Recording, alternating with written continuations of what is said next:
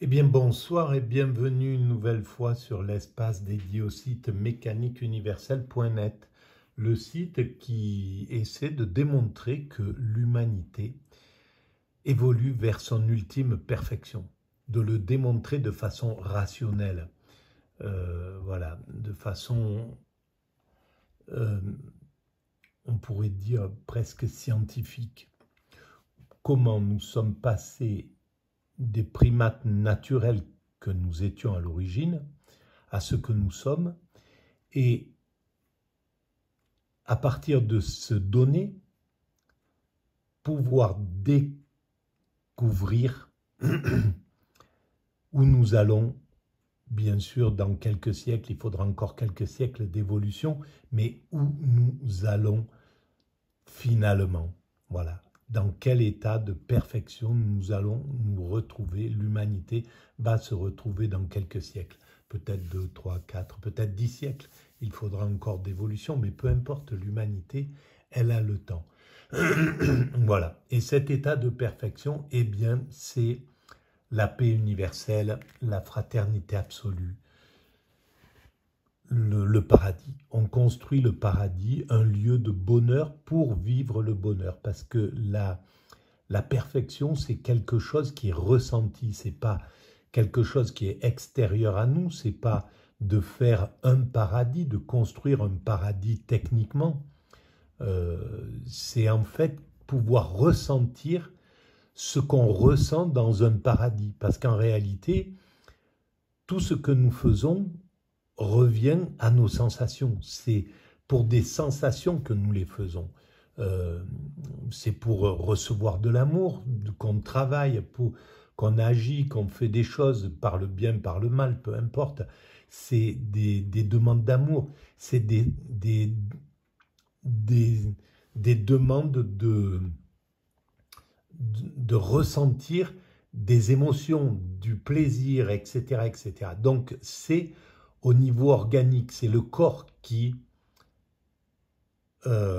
atteint cet état de perfection en réalité. Alors, il l'atteint en même temps parce que dans l'état d'extase qui est le souverain bien, le bonheur absolu, dans cet état de paradis, ce qui sera donné à vivre aux humains qui vivront cet état, nos enfants, nos petits-enfants, nos descendants, eh bien ce qui leur sera donné à vivre, c'est l'extase, l'éveil, le nirvana, peu importe comment on appelle cet état, la mokta, voilà, l'ataraxie, la contemplation, le bonheur absolu. Voilà. Et donc, c'est cette sensation qui est notre finalité selon mon analyse. Alors, pour démontrer cette théorie, je m'appuie parfois sur des émissions de France Culture, comme là, par exemple, sur l'émission de Géraldine Moulman avec Philosophie, dans une série qu'elle consacre à l'idée d'Amérique, l'épisode 1, Le Nouveau Monde, proie d'un désir puissant. Alors c'est la 3e vidéo à ce sujet. Si vous voulez en savoir plus, eh ben, il faudra aller écouter les vidéos précédentes. Alors je reprends la lecture, j'écoute, je découvre en même temps, la plupart du temps, et je commente éventuellement. Voilà, tel qu'il était né en Europe. L'Amérique était finalement le nom de la terre absolument vierge d'antan. Là, maintenant, c'est le nom d'une terre qui est encore presque vierge, déni de ce qui font les autochtones, les Indiens. En vérité, Locke est tout à fait explicite. Il dit qu'ils ne savent pas travailler la terre, ils ne travaillent pas vraiment la terre, et donc, puisque la propriété est liée au travail chez lui, ils n'en sont pas vraiment les propriétaires. On écoute ce passage des Essais sur l'entendement humain de 1689 de John Locke. Quelles conséquences pour la vie humaine peut avoir la découverte d'un corps naturel et de ses propriétés ? Le vaste continent de l'Amérique en est un exemple convaincant. L'ignorance des arts utiles et le manque de la plus grande partie des agréments de la vie, dans un pays qui regorge de toutes sortes de richesses naturelles, peuvent être attribuées, je pense, à leur ignorance de ce que l'on peut trouver dans une pierre très ordinaire et méprisée, le minerai de fer. Et quoi qu'on pense de nos moyens ou de nos progrès en cette partie du monde, où la connaissance ne le cède en rien à la richesse, il paraîtra indubitable, je suppose, à toute personne qui y réfléchira sérieusement, que si nous perdions l'usage du fer, nous serions réduits en quelques siècles aux besoins et à l'ignorance des sauvages américains anciens, dont les capacités et les réserves ne sont nullement inférieures à celles des nations les plus florissantes et les plus cultivées. Alors là, c'est caractéristique de la pensée un petit peu de l'époque, faut le dire. Certains s'opposaient à cette vision colonialiste, hein, il faut le dire, et prédatrice, parce que c'est un moyen de pouvoir voler les terres, l'espace où vivaient les Indiens. Et surtout, c'est typique de la pensée matérialiste, c'est-à-dire une pensée qui ne cherche pas justement ce bonheur. Le bonheur dont je parle, la finalité de l'humanité, cet état d'extase, cet état de contemplation, cet état où en fait on est juste les nomades de cette terre, où on n'a plus d'approche, où on n'a plus de soucis, où on n'a plus on n'a pas besoin de compter, de réfléchir, de projeter pour construire. On vit dans une sorte de paradis. Alors, évidemment, l'épisode occidental, l'épisode de la rationalité, de la raison occidentale, justement ce côté, on pourrait dire, industriel qui commence à poindre en Occident, mais qui était déjà là à l'époque des Romains, etc. Donc le fait de travailler, quoi, hein, de travailler la terre, de travailler le monde, de bouger le monde, de fabriquer des choses, des ponts, des routes, voilà, de le bâtir, de bâtir ce monde. On devait passer par cette période, par cette étape. L'humanité devait passer par cette étape. Mais les Indiens d'Amérique étaient plus proches de la vérité, de notre finalité, que ne l'étaient les Occidentaux à ce moment-là. Parce que la finalité de l'humanité pourrait s'apparenter à ce que vivent les Indiens, sauf que vivaient les Indiens à l'époque, sauf que cette finalité se sera débarrassée de tout un tas de choses qui empêchent les êtres humains, même dans cet état de sérénité dans laquelle pouvaient vivre, ou de naturel dans lesquels pouvaient vivre les Indiens, qui les empêchait d'atteindre un état de contemplation et de sérénité. Et ce qui empêche ça, eh bien, c'est les pulsions, c'est nos pulsions, c'est par exemple, la guerre, la violence, la détestation de l'autre, etc., qui fait que même les Indiens, à cette époque-là, n'étaient pas dans un état de paix et de sérénité absolue. Ils étaient obligés de se battre contre les éléments, contre tout un tas de choses de la vie, de la vie. Et donc, l'intérêt du matérialisme, l'intérêt de la matérialité, l'intérêt du progrès humain, c'est de pouvoir revenir dans quelques siècles à cet état de paix, de sérénité et d'utilisation de la nature dans sa dimension naturelle, sans l'impacter, en faisant corps avec elle, mais en s'étant libéré de tout ce qui nous entrave, de tout ce qui nous empêche d'accéder à l'extase.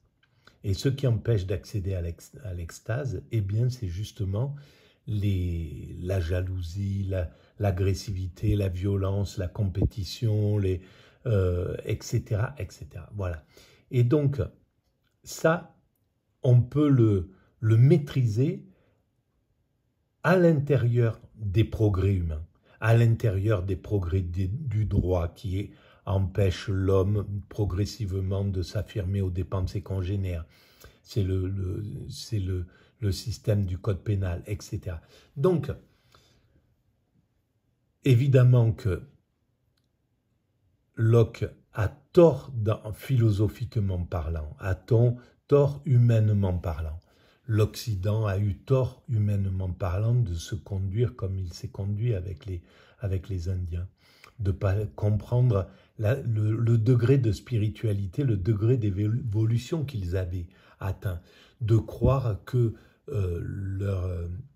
la technologie, la technique, le travail de la terre, le travail, etc., le progrès technologique était la panacée de l'humanité. Mais ça ne l'est pas. Mais à cette époque-là, ce n'était pas possible de ne pas le savoir.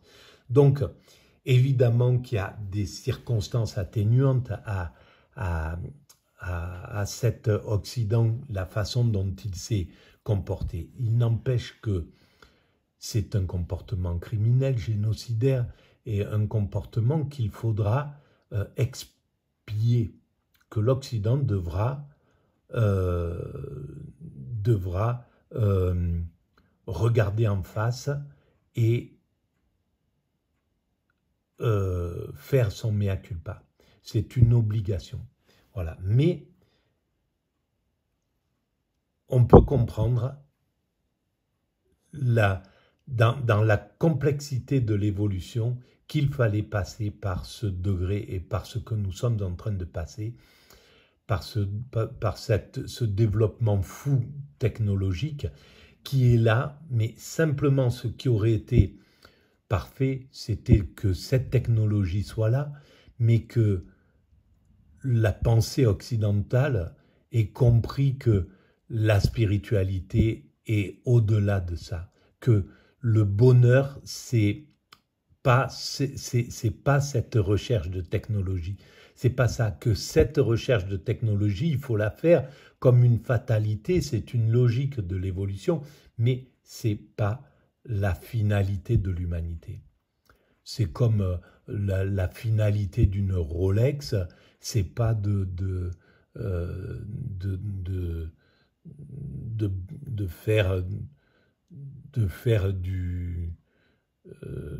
frimer devant les autres ou de montrer une position hiérarchique, une position de richesse, etc.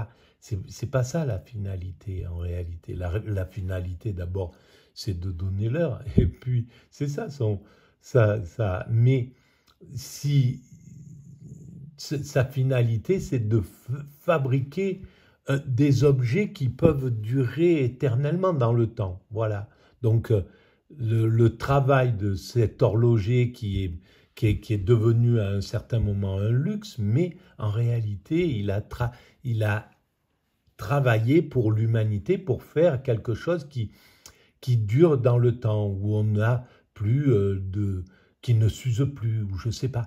Et ça, l'humanité en aura besoin pour la finalité lorsqu'elle aura atteint la perfection, elle aura besoin d'avoir du matériel qui dure éternellement.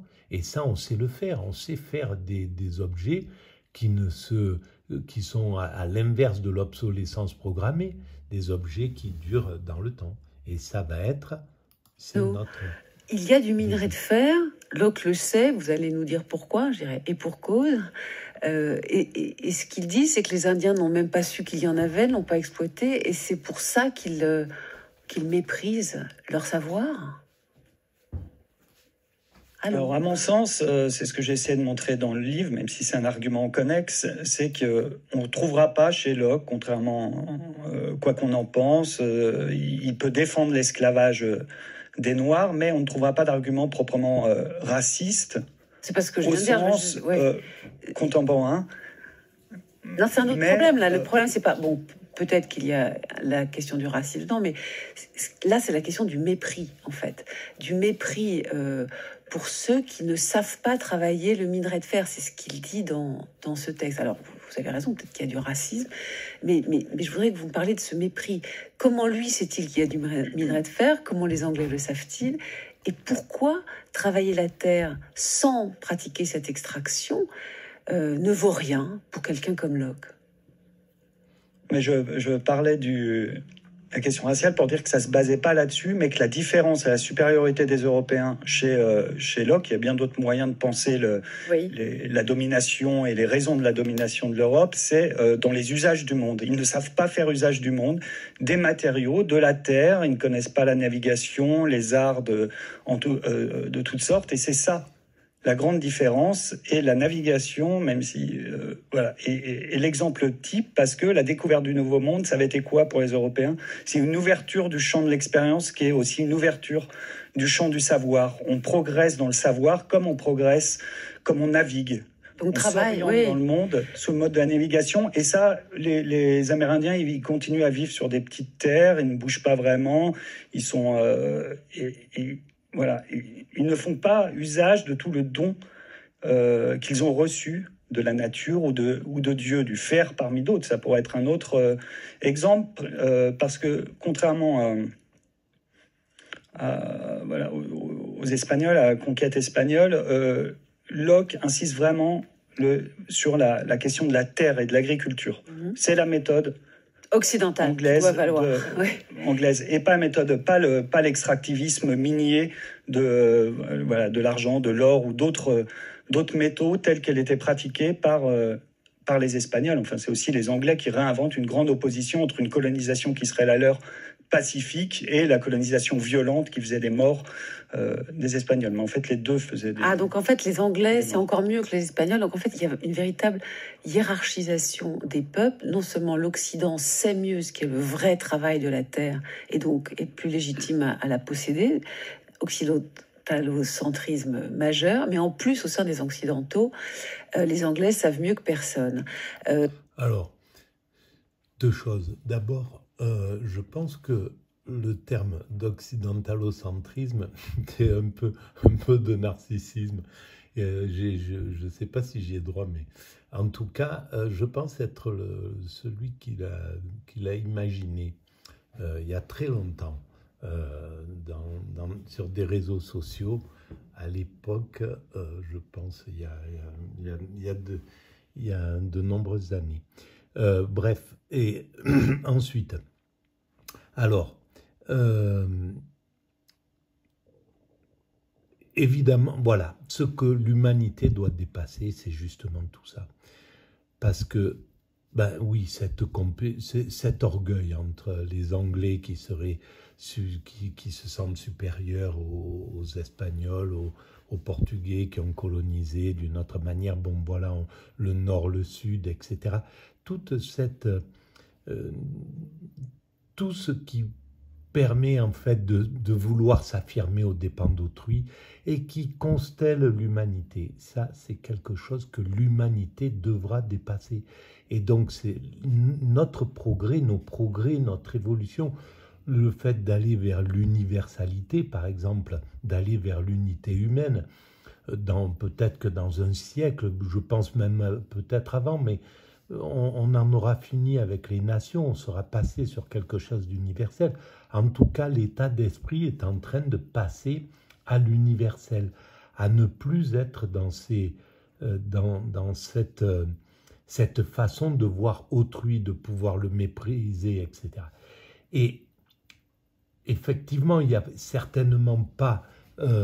Locke ne devait pas être raciste, je pense pas, ne devait pas être... Mais ce mépris de classe, ce mépris de...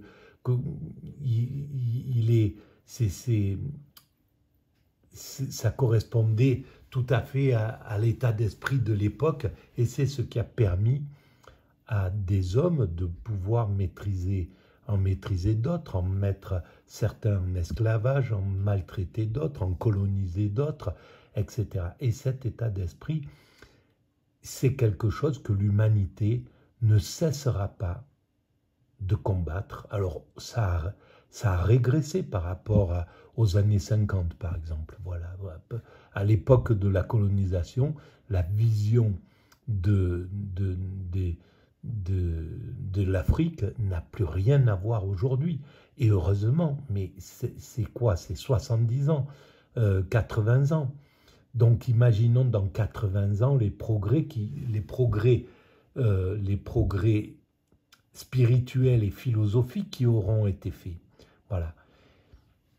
Donc on va vers un moment, et on ne cessera pas, l'humanité ne cessera pas de se battre contre cette façon de voir autrui, c'est ce manque d'empathie. Donc elle travaillera constamment, de décennie en décennie, le développement de l'empathie, le développement du respect d'autrui, le développement du regard sur autrui, le développement de l'égalité, du concept d'égalité. Toutes ces idées-là sont la base de ma théorie. Je démontre pourquoi nous sommes tous dans une égalité absolue, pourquoi, etc. Pourquoi le mendiant est aussi important que le sociologue qui écrit sur la mendicité, pourquoi la personne qui fait la poussière sur le bureau du chef de l'État est aussi importante pour l'évolution de l'humanité que le chef de l'État. Pourquoi le narcissisme des dominants est usurpé, pourquoi, etc., etc. Et pourquoi il faudra faire notre mea culpa l'Occident devra faire son mea culpa sur tout ce qu'il a engendré dans ses conquêtes, les génocides qu'il a perpétrés, la criminalité qu'il a et les destructions qu'il a fait, etc., etc. Il faudra qu'il passe par cet état-là, et il passera à ça. Aujourd'hui, il résiste un peu encore, et voilà, on voit bien que le wokisme, c'est ce travail-là à donf. Et effectivement, quand c'est à donf, c'est un peu, c'est brutal, voilà. Et donc là, l'Occident ne veut pas, repousse ce truc-là, mais ça passera comme tout le reste, comme, voilà, hein, à un moment donné, les gens se sont révoltés contre l'apparition des machines-outils, je sais pas moi, contre l'apparition du train, de la voiture, contre l'apparition mais c'est comme ça, voilà. La disparition des mines, les mineurs se sont battus à fond pour préserver leur emploi, et puis à un moment, ça peut plus tenir, on passe à autre chose. Et là, ça sera pareil. C'est le wokisme qui l'emportera, c'est pas les réactionnaires qui veulent pas entendre parler de ça. Voilà, bon, je vais arrêter là pour cette vidéo et je vous dis à très bientôt. Merci de votre écoute.